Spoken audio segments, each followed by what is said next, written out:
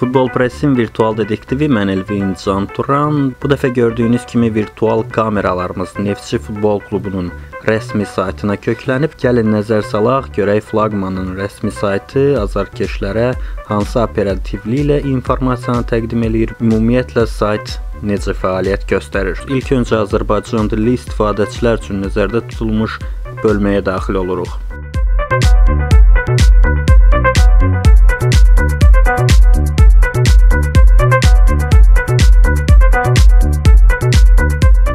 Neftçi Avropa Liqasına vəsiqə qazanmamışdan əvvəl saytın vəziyyəti olduqca bərbad idi. Paytaxt klubu Avropa Liqasına vəsiqə qazandıqdan sonra isə sayt üzərində müəyyən dəyişikliklər edildi. Eyni zamanda saytın içi də dəyişildi və xəbərlər daha operativ bir formada əlavə olunmağa başladı.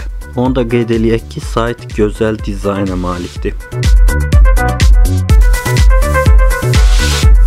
Klub bölməsində uğurlar yarım bölməsi var və həmin yarım bölməyə nəzər salırıq.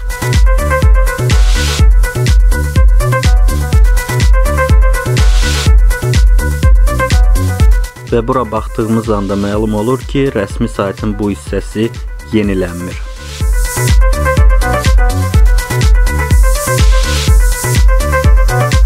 Marşlar bölməsi də boşdur.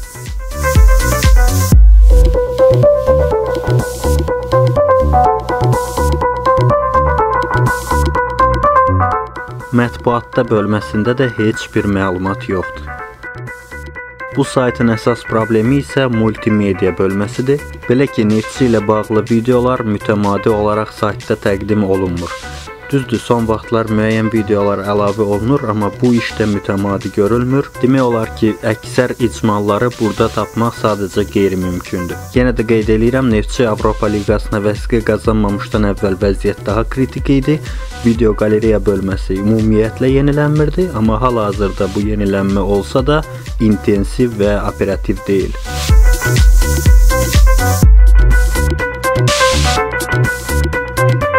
Neftçinin rəsmi YouTube kanalına nəzər salaq.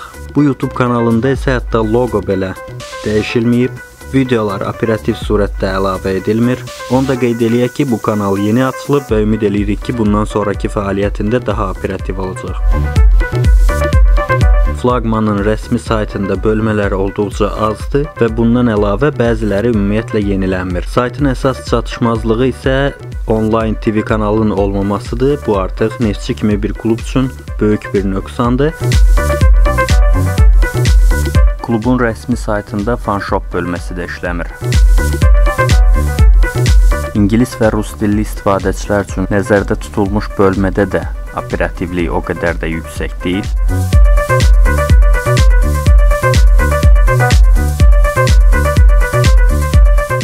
Beləliklə biz Flaqmanın saytına baxışımızı yekunlaşdırdıq. Futbol Pressin virtual dedektivi olaraq Neftçi rəsmi saytının fəaliyyətini 10 ballıq sistemdə 5 balla qiymətləndirirəm və onu da qeyd edeyim ki, saytda təmir bərpa işləri yenicə başlayıb və ümid edirik ki, yeni dizaynda təqdim olunan bu saytın içi də azarkeşlərə tam mənasında maraqlı məlumatlar və Neftçi ilə bağlı informasiyalar çatdıracaq.